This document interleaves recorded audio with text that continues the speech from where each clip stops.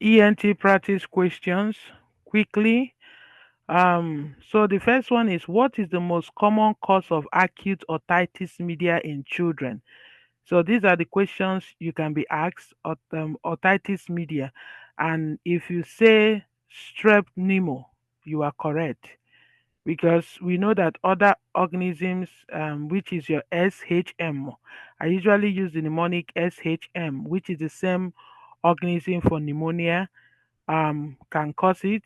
So, but what the question is asking is, what is the most common cause of acute otitis media? And just a recap, what is the treatment for otitis media? We said is A, you start with amoxicillin. If patient the symptom is worsening, you can when they come to 24 to 72 hours follow up, you can change it to augmentin. If they're allergic to augmentin, you can change it to azithromycin. And the organism is strep pneumo. So if you go back to the video, you see where I mentioned AAS. That is the mnemonic for otitis media. So the next question, which of the following is the hallmark symptom of Meniere's disease?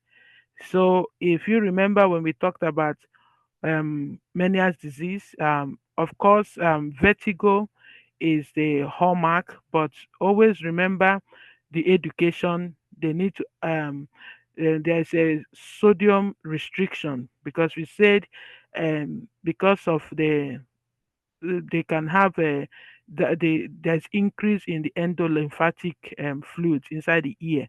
So they have to restrict sodium intake, because sodium can cause fluid retention. So remember that that is Meniere's disease. They have those symptoms that we mentioned, like ringing in the ear. They also have vertigo, but remember the most important thing.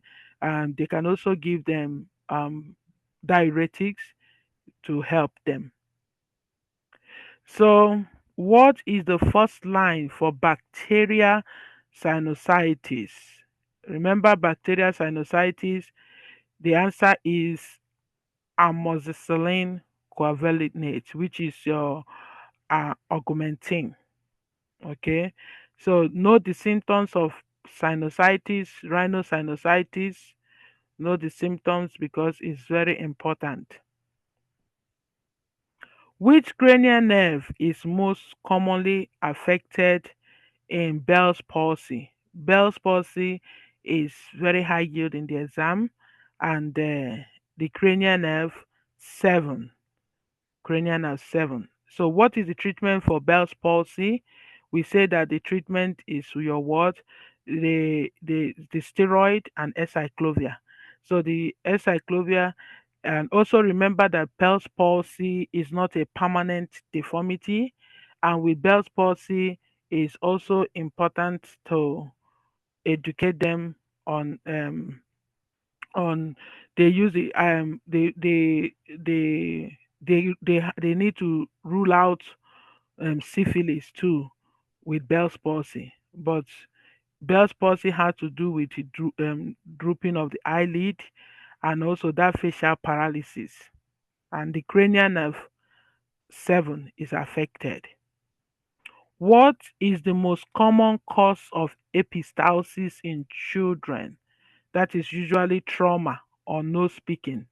So trauma or no speaking. So remember, we have the anterior and the posterior epistaxis, and I mentioned that cocaine can cause nosebleed, and also when it comes to anterior nosebleed, anterior epistaxis, which is your nosebleed, that it originates from the Kelbesis plexus. So please, you can visit my video for the informations. Which of the following is the key feature of peritonsillar abscess? That is that trismus. If you remember trismus, and I also mentioned those 4 Ds, which is dysphagia, difficulty swallowing, dysphonia. They have that difficulty speaking, which is that hot potato voice. They have that hot potato voice. they have that dysphagia. And we also talked about, when we talked about that, they that they will have also drooling of saliva and displaced uvula. And we say that is a unilateral swelling of the peritonsillar area and the soft palate. So what do we see there? We see bulging red mass, bulging red mass with uvular displacement away from the marks. And we say that they are going to have what we call jaw muscle spasm, making it difficult for them to open their mouth. And it is called trismus. And the dysphonia, difficulty speaking, which is that hot potato voice. So, what is the management? You send them to ER. Epiglottitis in children. What is the most common pathogen causing epiglottitis in children? So, Haemophilus influenza. So, also remember your epiglottitis. Also remember the thumb sign. The thumb sign. When they do an X-ray, what they are going to see is a thumb sign. But if it is a croup, what they have in croup is the staple sign. Staple sign. Please remember. What is the most appropriate initial management for sudden sensorineural hearing loss? So the answer is oral corticosteroid to reduce the inflammation and improve recovery.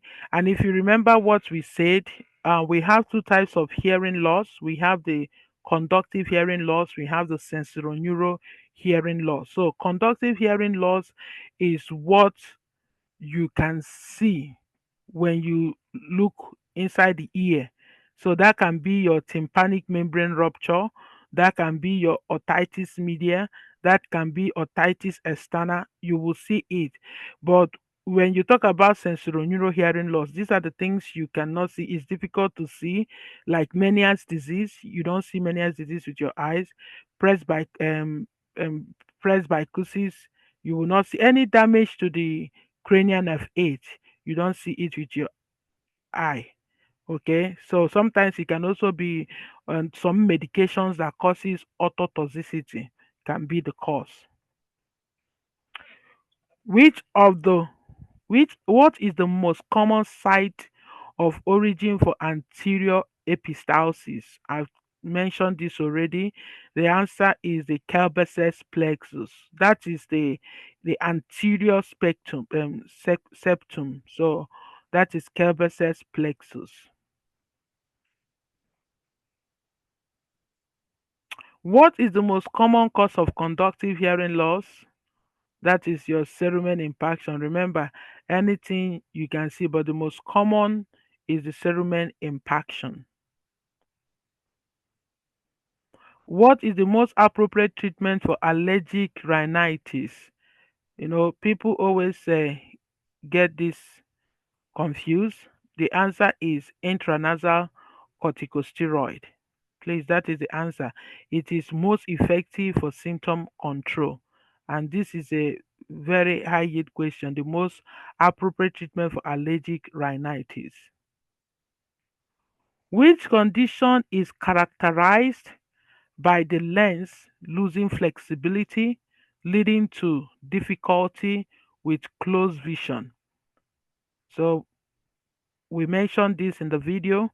So if you choose D, D is presbyopia.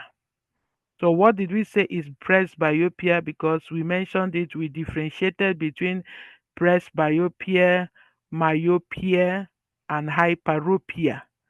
So if you remember what we said, you know that presbyopia is usually they have it has to do with age, loss of that they when it comes to presbyopia, it has to do with age.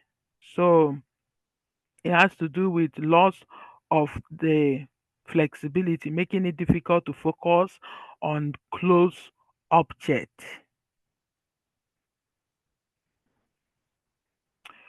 What is the primary symptom of myopia? So we said that myopia has difficulty with distant vision. Okay, another name for myopia is nearsightedness. Okay, it causes clear near vision, but anything that is distant is blurry. Which condition is associated with difficulty seeing near objects but clear distant vision? So the answer is hyperopia, which is far sightedness. Hyperopia. What is the typical correction for presbyopia? What do we use to treat presbyopia? That is reading glasses. Which of the following condition is also known as farsightedness? So another name for farsightedness is your what? Is your hyperopia. So this is the summary. There's more questions. I encourage you to use your book, practice question book, to do more questions.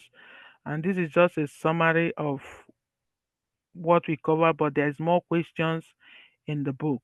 So let me know